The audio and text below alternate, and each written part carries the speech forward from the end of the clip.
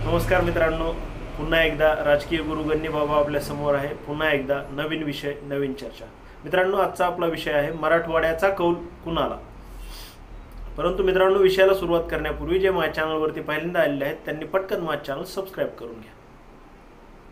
तर मित्रांनो, मराठवाडा म्हटलं की कोरडवाहू शेतीचा विस्तीर्ण पसरलेला आणि बऱ्याचदा दुष्काळाचा सामना करावा लागत असलेला हा मराठवाडा। इथे कष्टकरी समाज आहे।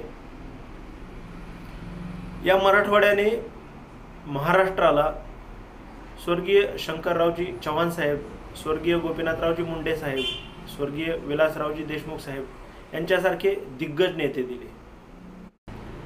परंतु मराठवाड्याचा एकूण जर विचार केला तर मराठवाड्याची हवी तशी प्रगती झाली आपल्याला दिसत नाही। राजकीय दृष्ट्या जर विचार केला तर काही वर्षांपूर्वी मराठवाडा हा पुन्हा एकदा काँग्रेसचा बालेकिल्ला होता। त्यानंतर काँग्रेस फुटून दोन झाल्या, राष्ट्रवादी काँग्रेस वेगळी झाली आणि जेव्हा मागे 4.5 वर्षासाठी युतीचं सरकार येऊन गेलं त्यानंतर मराठवाडा हा सतत संमिश्र राहिला। कधी युतीचं प्राबल्य तर कधी आघाडीचं प्राबल्य।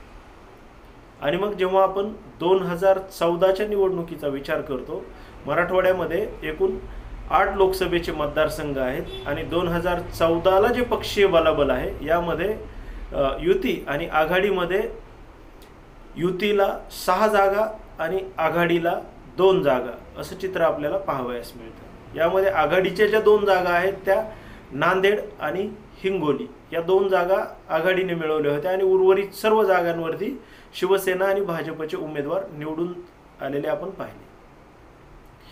मधल्या 5 वर्षामध्ये नक्की काय झालं?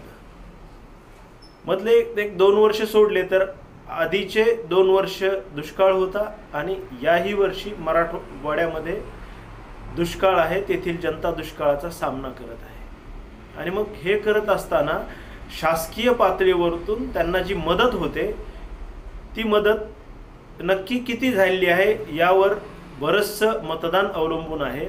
तसेच काँग्रेस आणि राष्ट्रवादी काँग्रेस पक्षाकडून पक्षीय पातळीवरती त्यांनी मराठवाड्यामध्ये जनतेच्या मदतीसाठी नक्की या 5 वर्षात काय काय केलं यावरही मतदान अवलंबून आहे। आणि मराठवाड्यामधला जर विचार केला तर मी पेपरच्या माध्यमातून काही गोष्टी पाहिल्या, त्या अशा होत्या की शिवसेनेने तिथे भरपूर मदत कार्य मागील 3-4 वर्षामध्ये केलेलं मी स्वतः पाहिलं आहे। त्यामध्ये बऱ्याचदा सामूहिक विवाह सोहळे असतील, त्यानंतर शेतकऱ्यांना थेट आर्थिक मदत असेल, शिवजल क्रांतीच्या माध्यमातून काही कामं असतील, त्यानंतर इतरही बरेचसे मदतीचे कामं हे शिवसेना ह्या पक्षाच्या माध्यमातून मी पाहिले। सरकार म्हणून सरकारकडूनही काही मदती झालेल्या आहेत, कित्येकांना कर्जमाफी झालेली आहे। तर हे जे आहे हे सर्व निवडणुकीवरती येणाऱ्या परिणाम करणार आहे आणि लोक ह्या सर्व गोष्टींचा विचार करणारे आहेत। मी सुरुवातीलाच म्हणलं की मराठवाडा हा कष्टकऱ्यांचा भाग आहे। इकडे कोरडवाहू शेती भरपूर आहे, मेहनती लोक भरपूर आहेत आणि मग मतदान करत असताना ते सर्व या गोष्टी लक्षात ठेवतात।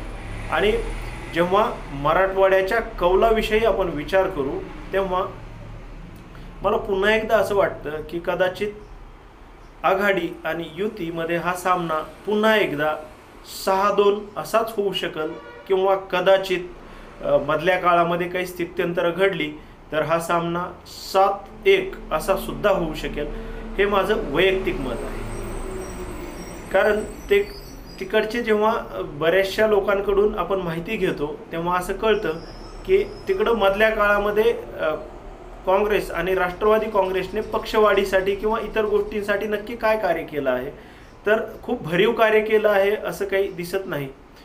विविध आंदोलने केली आहेत का हे पण काही दिसत नाही। आणि मग त्यामुळंच माझं वैयक्तिक मत असं आहे की मराठवाड्यामधील जो सामना आहे युती आणि आघाडीमध्ये तो पुन्हा एकदा मागील वेळेस सारखाच 6-2 म्हणजे युतीला 6 आणि आघाडीला 2 किंवा युतीला 7 आणि आघाडीला 1 अशा प्रकारचा होऊ शकतो।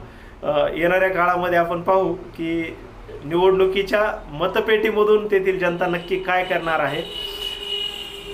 तसेच मला आणखी एक सांगायचं आहे की माझ्या मागच्या व्हिडिओमध्ये मी पश्चिम महाराष्ट्राचं वर्णन करताना तेथील सामना 7-5 असा झाला असं सांगितलं होतं, परंतु निवडणूक जेव्हा झाली तेव्हा तेथे युतीला 8 आणि आघाडीला 4 जागा अशा मिळाल्या होत्या. आणि नंतर काही दिवसानंतर राजू शेट्टी यांचं आणि भाजपचं मतभिन्नता झाली आणि ते तेव्हापासूनच मनाने भाजपपासून दूर होते. ते जरी 8व्या नंबरला होते तरी पण ते आघाडीच्या जवळ गेलेले होते. त्यामुळे मी असं सांगितलं होतं की तो सामना 7-5 म्हणजे आजच्या घडीला ती जागा आघाडीकडेच आहे असं गृहीत धरून सांगितलं होतं की पश्चिम महाराष्ट्रातला सामना हा 7-5 असा झाला आहे. पुन्हा एकदा मराठवाड्यावरती, तर मराठवाड्यामध्ये 6-2 किंवा 7-1. आजच्या पुरतं इतकंच. थांबतो. धन्यवाद.